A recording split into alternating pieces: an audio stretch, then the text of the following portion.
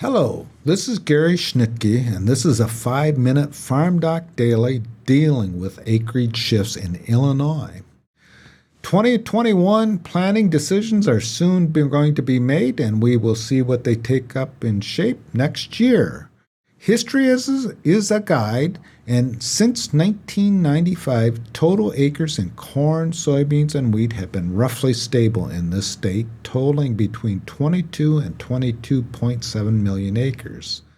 That, again, has been that case every year since 1995, except 2019, in which we saw lower number of acres primarily because of prevent plant. In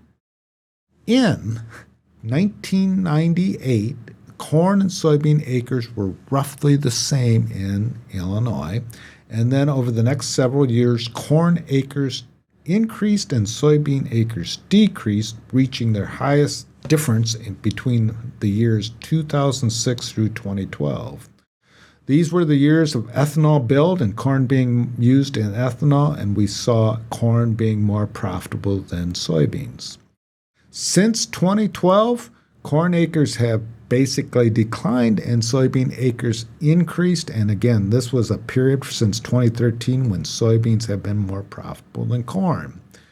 They reached rough equality in 2018, and in 2020, 11.4 million acres of corn were planted, 10.3 acres of soybeans, and 600,000 acres of wheat. As we go across Illinois, we see more corn acres planted in the northern part of the state and less in the southern part. In the northern two crop reporting districts in 2019, 60% of the acres were planted to corn, 39% to soybeans, and 1% to wheat. When we get to the southern regions of the state, or the southern two most crop reporting districts, we see that 33% are planted to corn, 55% to soybeans, and 12% to wheat. More corn being planted in northern Illinois has been the same since 1974. We've always seen a higher percentage of corn planted than in southern Illinois. And as we've seen acreage shifts, the proportional change across the state hasn't varied all that much. If we see more corn acres, we typically see that in all regions of the state, and if we see more soybean acres, the same thing sort of happens. Over time, wheat acres have decreased, and the predominant area where we see wheat acres is in the southern region, where we have 12%, in the south central region, which is just above the south, where we see 3%.